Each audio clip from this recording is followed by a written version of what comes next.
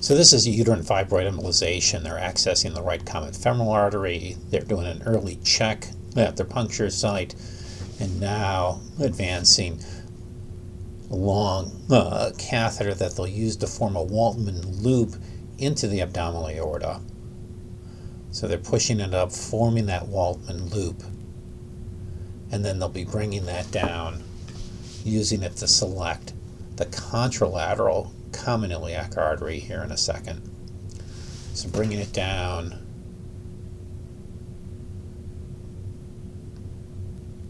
engaging the left common iliac, obliquing to better show the origin of the internal. They've selected the internal now.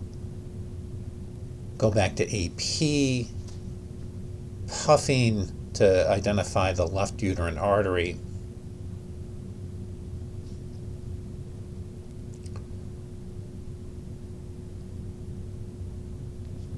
Still searching for the left uterine artery. Now you see it, and the 5 French catheter is advanced to DSA image to map out this uterine artery. And the next step is advancing a microcatheter deep into this vessel prior to embolization. So now there's a microcatheter being advanced deep into the left uterine artery. You see the micro wire and the catheter looping back and forth. The wire is removed, contrast injection as a puff, and then this DSA run to map it out prior to embolization. They've collimated quite tightly and are starting to embolize with little puffs of contrast, and between those puffs you can assess how quickly the contrast is flowing back away from the catheter, also looking for reflux of contrast alongside the catheter, and as well as tissue staining to assess the endpoint in embolization. Getting a little bit further into the embolization, starting to see some reflux along the catheter. There's fairly dense tissue staining downstream.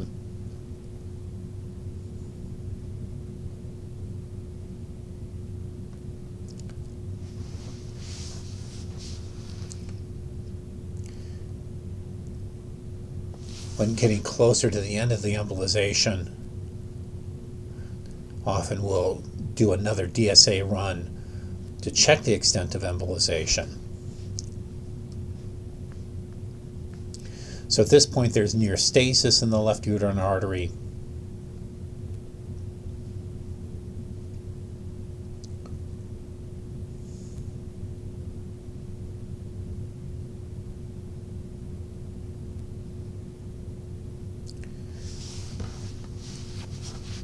DMAG, little puff of contrast. Pretty clear that there's very little forward flow left in this uterine artery. So basically getting close to the end of embolization. This is the DSA run where you see really no filling of those branches and reflux along the catheter up into the internal iliac. Now the base catheter is being pushed back up into the aorta, selecting the ipsilateral or right common iliac artery. Again, obliquing to find the origin of the internal iliac. Now in the internal iliac, switching back to anterior-posterior view, puffing with contrast while searching for the right uterine artery.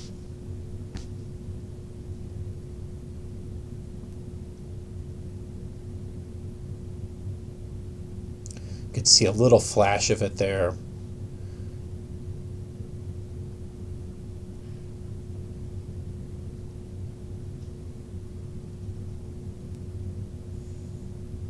And there, see nice filling of the right uterine artery. The next step will be a DSA sequence, mapping out this vessel prior to embolization.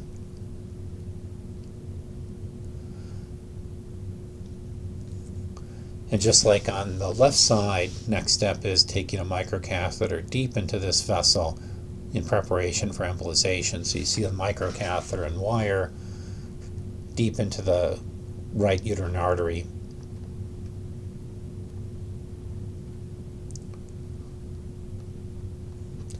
Having removed the guide wire, again a mapping DSA showing the branches of this vessel, and next is the embolization. Again, puffs of contrast with the embolic material, nicely collimating in quite tightly.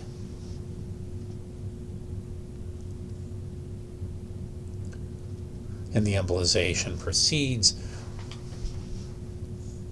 Again, looking for the same findings for complete embolization. Very little forward flow and typically some reflux along the catheter itself, proving that there's really little, if any, remaining forward flow within the uterine artery.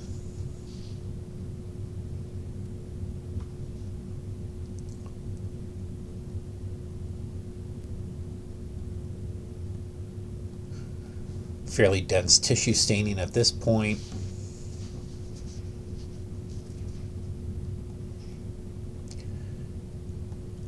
And DSA confirming the lack of forward flow, and basically the procedure's over. The microcatheter has been removed, and the last step is on forming this Waldman loop in this long catheter.